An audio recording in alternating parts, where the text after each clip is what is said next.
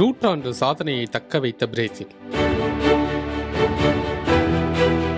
2026 FIFA உலகக்கோப்பை தொடர் தொடங்கி கோலாகலமாக நடைபெற்று வரும் நிலையில் இந்த தொடரின் முதல் நட்சத்திர போட்டியான பிரேசில் மொராக்கோ அணிகள் மோதிய போட்டி இன்று நியூயார்க்கில் நடைபெற்றது. இந்த போட்டியில் நெய்மர் விளையாடுவார் என எதிர்பார்க்கப்பட்ட நிலையில் காயம் காரணமாக அவர் விளையாடவில்லை என்று அறிவிக்கப்பட்டது.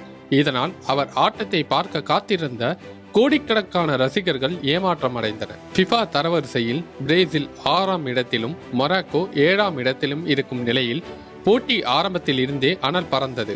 இரு அணிகளும் ஒன்றுக்கொண்டு சளைத்தது இல்லை என்ற வகையில் சிறப்பாகவே ஆடினர்.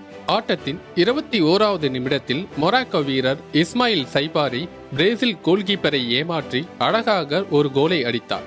இதனால் 1-0 என்ற கணக்கில் மொராக்கோ ஆட்டத்தில் முன்னிலை பெற்றது. தொடர்ந்து பதில் கோல் அடிக்க பிரேசில் கடுமையாக முயற்சித்த நிலையில் அதற்கு ஆட்டத்தின் 32வது நிமிடத்தில் பலன் கிடைத்தது. பிரேசிலின் நட்சத்திர வீரர் வினிசியஸ் ஜூனியர் இடது பக்கத்தில் இருந்து மொராக்கோ தற்காப்பு வீரர்களை ஏமாற்றி அற்புதமாக சோலோ கோலை அடித்து ஆட்டத்தை 1-1 என்ற சமநிலைக்கு கொண்டு வந்தார். தொடர்ந்து இறுதி வரை இரு அணி வீரர்களும் வெற்றிக்கான கோலை அடிக்க கடுமையாக முயன்றும் கோல் அடிக்க முடியாததால் ஆட்டம் 1-1 என சமநிலையில் முடிந்தது. அதே நேரம் உலக கோப்பையின் தொடக்க ஆட்டங்களில் இதுவரை பிரேசில் அணி தோற்றதே இல்லை என்ற தனது நீண்ட கால சாதனையை இந்த டிரா மூலமாக பிரேசில் அணி தக்க வைத்துக் கொண்டுள்ளது. இந்த ஆட்டம் சமனில் முடிந்திருந்தாலும் பிரேசில் அணியின் பல்வேறு ஓட்டைகள் இந்த போட்டியில் வெளிப்பட்டதாக கால்பந்து நிபுணர்கள் பலரும் கருத்து தெரிவித்துள்ளனர்.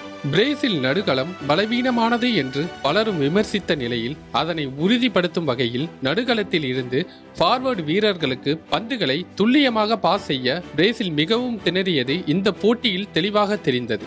அதேபோல மொராக்கோ அணி கவுண்டர் அட்டாக் உத்தியை கையாண்டு மிக வேகமாக முன்னேறிய போதெல்லாம் பிரேசிலின் தற்காப்பு பகுதி நிலை குலைந்தது இந்த போட்டியில் அப்பட்டமாக வெளிப்பட்டது. மொராக்கோ அணி அடித்த முதல் கோல் இப்படி அடிக்கப்பட்டதுதான் என்பது குறிப்பிடத்தக்கது. இந்த நடுகளம் மற்றும் தற்காப்பு ஓட்டைகளை சரி செய்தால் மட்டுமே பிரேசில் அணியால் கோப்பையை நினைத்து பார்க்க முடியும். அதே போல பிரேசில் இடம்பெற்றுள்ள சி பிரிவில் உள்ள ஸ்காட்லாந்து அணி ஒரு அணியாக ஒருங்கிணைந்து சிறப்பாக செயல்பட்டு வருகிறது. பிரேசில் அணி தனது முதல் போட்டியில் டிரா செய்துள்ள நிலையில் ஸ்காட்லாந்து அணியுடன் தனது இறுதி லீக் ஆட்டத்தை ஆட உள்ளது.